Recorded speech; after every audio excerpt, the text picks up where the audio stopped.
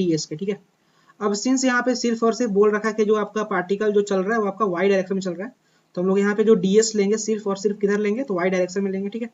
Force का value हमारा दे रखा कितना, तो फोर्स का वैल्यू दे रखा 20 प्लस का आपका 10y, ठीक है। और सिंस यहाँ पे ds के जगह सिर्फ हम सिर्फ dy लेके चलेंगे, ठीक है। ऐसा क्यों किया, क्योंकि सिर्फ आपका मेंशन है यहाँ पे कि y डायरेक्शन में मूवमेंट है, इसलिए यहाँ पे आएगा dy, ठीक है। और y कहाँ से कहाँ तक जा रहा है, तो y इक्वल टू 0 से लेकर के y इक्वल टू 1 तक, ठीक है। तो यहाँ पे लिमिट डाल देंगे y इक्वल टू 0 से लेकर के y इक्वल टू 1 मीटर तक, ठीक है। अब हमें इसको इंटीग्रेट करना है, तो 20 का इंटीग्रेशन जाएगा 20y एंड आपका 10y का हो जाएगा 10y स्क्वायर बाई 2, ओके। तो यहाँ से देख सकते हैं 2 5 10 हो जाएगा, और हम लोग यहाँ से लिमिट डाल देंगे 0 से लेकर के 1 तक, ठीक है। तो इसको सॉल्व कर ले रहे हैं, तो इसको सॉल्व करेंगे तो हमारा जाएगा 20 इंटू का 1 एंड प्लस का आपका जाएगा 5 इंटू का 1, ठीक है। और माइनस का कर लेंगे तो 0 डाल। इस क्वेश्चन में हमें दिया गया है when a block of mass m is suspended by a long wire of length L, the length of wire becomes L plus small l.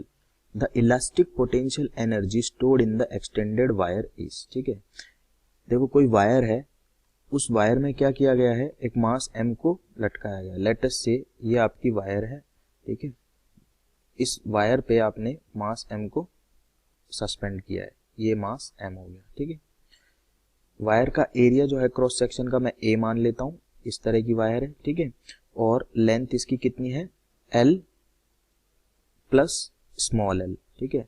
क्योंकि इसकी वायर की लेंथ जब इस पे मास नहीं था तो कितनी थी, L थी, अभी कितनी हो गई है, L प्लस स्मॉल l हो गई है, क्योंकि इसने क्या किया, मास ने इसको वायर को नीचे खींचा है, ठीक है। टेंशन की वजह से वायर क्या हो गई, खींच गई है, जिसकी वजह से इसमें थोड़ा इलोंगेशन आ गया है, ठीक है। अब देखो energy stored per unit volume जो होती है उसको मैं कैसे लिख सकता हूं, एनर्जी स्टोर्ड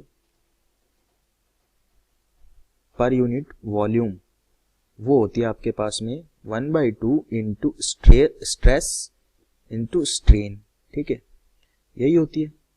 अब देखो एनर्जी स्टोर्ड मान लेता हूं मैं E है, वॉल्यूम मान लेता हूं मैं V है, तो E बाई V कितना आ जाएगा, वॉल्यूम किसका वॉल्यूम, वॉल्यूम होगा इस वायर का वॉल्यूम, ठीक है। इस वायर के पर यूनिट वॉल्यूम में जो एनर्जी स्टोर हो रही होगी उसकी बात कर रहा हूं, 1/2 एज इट इज। स्ट्रेस कितना लग रहा है, देखो वायर पे स्ट्रेस होता है फोर्स पर यूनिट एरिया, तो इस वायर के पर यूनिट एरिया पे एरिया कितना है, A है, इस पे कितना फोर्स लग रहा है नीचे, mg फोर्स लग रहा है, ये मास ही तो इसको खींच रहा है नीचे, तो इसके पर यूनिट एरिया पे कितना फोर्स लग रहा है, mg, तो स्ट्रेस बन गया अपने पास mg बाई A, ठीक है।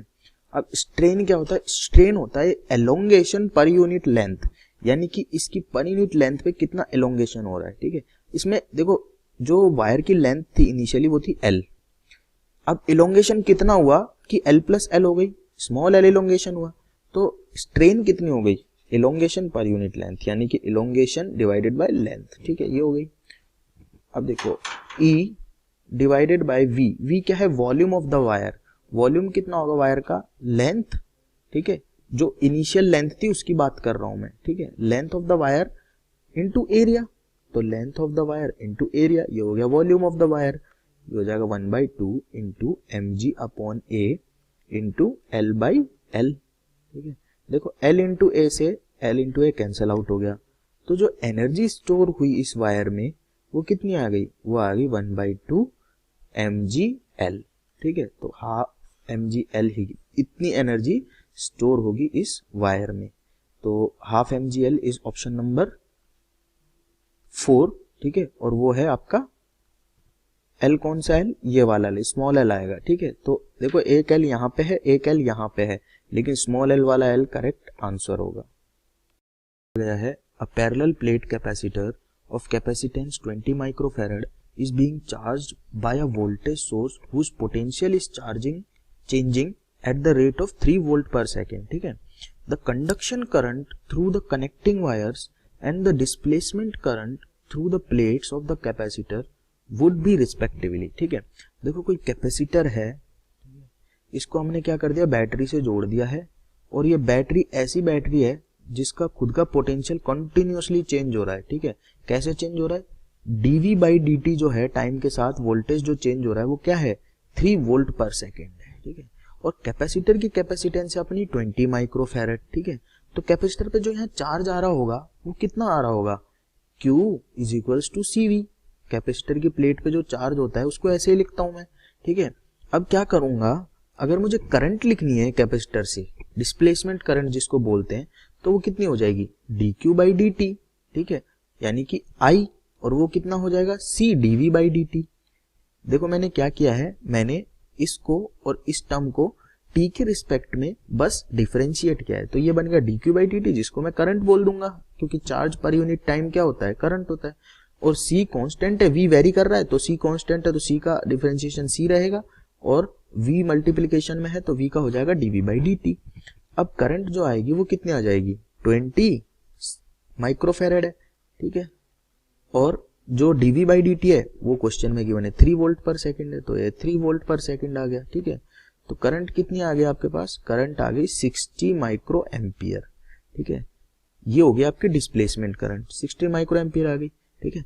अगर अब ये सर्किट पूरा हो रहा है, ठीक है, अगर ये सर्किट पूरा हो रहा है तो जितनी करंट पास हो रही है उतनी करंट ही तो इस सर्किट में बह रही होगी, ठीक है, यानी कि 60 माइक्रो एम्पियर करंट ही इस कनेक्टिंग वायर्स में बह रही होगी, क्योंकि भाई डिस्प्लेसमेंट करंट जो यहाँ से करंट पास हो रही है, मतलब कि जो इसके थ्रू करंट जा रही है वही तो करंट होगी। जब ये कैपेसिटर फुली चार्ज हो जाएगा तो सर्किट टूट जाएगा, मतलब ये कैपेसिटर ओपन सर्किट की तरह एक्ट करेगा, लेकिन तब तक तो करंट 60 माइक्रो एम्पियर ही बहता रहेगा, तो डिस्प्लेसमेंट करंट भी 60 माइक्रो एम्पियर, और जो अपनी कंडक्शन करंट है वो भी 60 micro ampere. Option 3 is the correct answer. To a thin wire and vault in a vertical circle, the wire is most likely to break when, ठीक है, एक वर्टिकल सर्कुलर मोशन हो रही है और उसमें पूछा गया है कि वायर के टूटने की सबसे ज्यादा पॉसिबिलिटी कहाँ होगी, ठीक है। लेट अस से ये हमारा सेंटर है, इसके इस तरह से स्ट्रिंग अटैच्ड है और यहाँ पे ये मास लगा हुआ है स्मॉल m, ठीक है। अब आपको डिफरेंट डिफरेंट सिचुएशंस गिवन है, जैसे कि mass as the highest point जो कि ये है, inclined at a angle of 60 degree from vertical, यानी कि वर्टिकल से 60 डिग्री पे जब ये होगा तो क्या पॉसिबिलिटी होगी, ये 60 डिग्री मान लेते हैं, ठीक है। लोवेस्ट पॉइंट पे होगा तो क्या पॉसिबिलिटी होगी, जब ये मास यहाँ होगा, ठीक है, तो कितनी पॉसिबिलिटी होगी टूटने की।